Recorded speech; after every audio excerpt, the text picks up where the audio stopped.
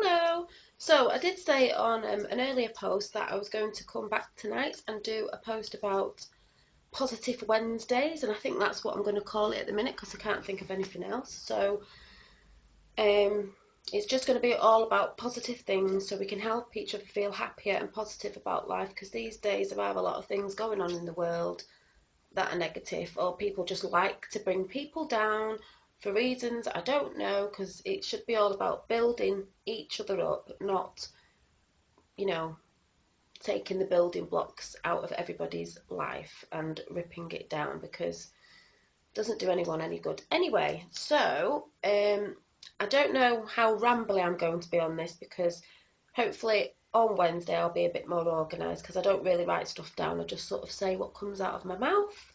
So yes, so I do want to do a little bit of a story about because tonight I'm going to kick off tonight with the positivity, and then it'll be every Wednesday. So it'll still be coming on this Wednesday, but I'm kicking off tonight with home positivity. But first of all, I just thought I had these cards from a spiritual event, and that's okay if you're not into these. You don't have to listen to this bit, but I just thought it'd be nice, a bit of fun to just pick one out and read what it says, and see if, if I could do this every Wednesday, just pull one out to see what it's saying about the day. So I'll just shuffle. Oh, they're a bit big, these cards. Oh, I've not had these out for it. Oh, see the cards are like this. They're all that way. But that was the only one that wasn't. So that's telling me I need to read it, because normally I shuffle and then stop where I feel comfortable and take the first card off the top and see what it says. So that was just there anyway. So, and funnily enough as well, it's a River Queen, which says flow, letting go, and natural movement, and it's a mermaid, and I'm actually a Pisces, star sign, fishy mermaid. So that's quite interesting. So I'm going to read out the book, because I've not looked at this for a long time, what it actually says about the River Queen for today. And it says, the River Queen flows into your life as an ally to remind you about the concept of allowing and the law of no attachment.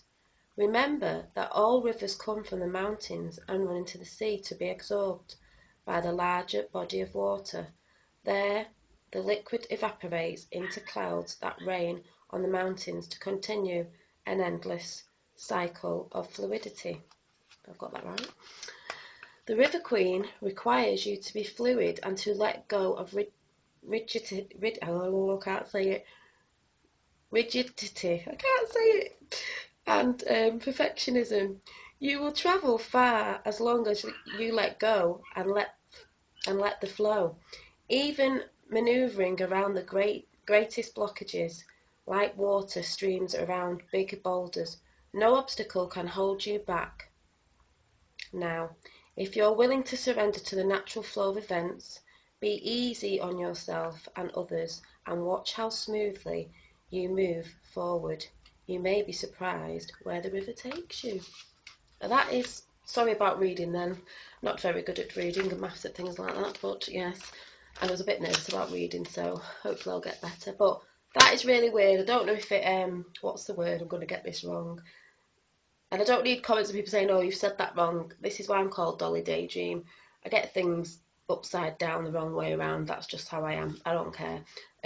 What's the word? If it resonates with anybody, then fair enough. If it doesn't, it's just a laugh. But that resonates with me because where it said about non-attachment, I'm trying to let things go of my past, because if I don't, I'll never be happy. If I don't, that's another thing we can talk about. And where it said, the sea into the rivers and the rain, and they're all into the same thing, because we are all from the same thing. No matter who you are, low or top, meaning some mega superstar to just normal people, we're all the same at the end of the day. We're beings, human beings. We're all the same. We all have a soul. We all have a heart. We all feel. We all bleed. No matter, what race or colour, whatever, we are one. We are all the same. So And also, no obstacles can hold you back. As in things I thought I could do sometimes, I've looked back and thought, I did it, you know. You've got to be in that mindset. You can do what you put your mind to. And you may be surprised where the river takes you. Maybe this will take me somewhere, YouTube, and I don't know. I'm not doing it to take me somewhere. I'm just doing it because it enjoys me. Because I enjoy it. And if people like watching me, then fair enough. That's great. So I might do this every Wednesday and just, you know, pick one up and see what it says on Wednesday. Don't know if you think that's a good idea or not, but let me know. Let me know whatever you think. It's okay. Yeah, so I've done that, and then today as well, there was some new people that said they subscribed to me from. I think it was off. Juice My Randomness, because he put a post up. Check him out on YouTube. About his favourite YouTubers at the minute, and I was one of them, which I said in a post before that I was quite like, oh my god, didn't know you'd put me on there, because I've only been on it for like 2 weeks. And 2 people made some nice comments today, and I spoke to them. So it's a shout out to Rachel Williams in America, to go and check her out, and Cheryl Etty, is it? Yeah, a big shout out to you, and thank you for subscribing. It's really nice. And I know that you said you're going to watch this post when it goes up, so hi, you know, let's get positive together. We all need it. Around the world, wherever we are, everybody needs positivity. So, I'm going to get into the story of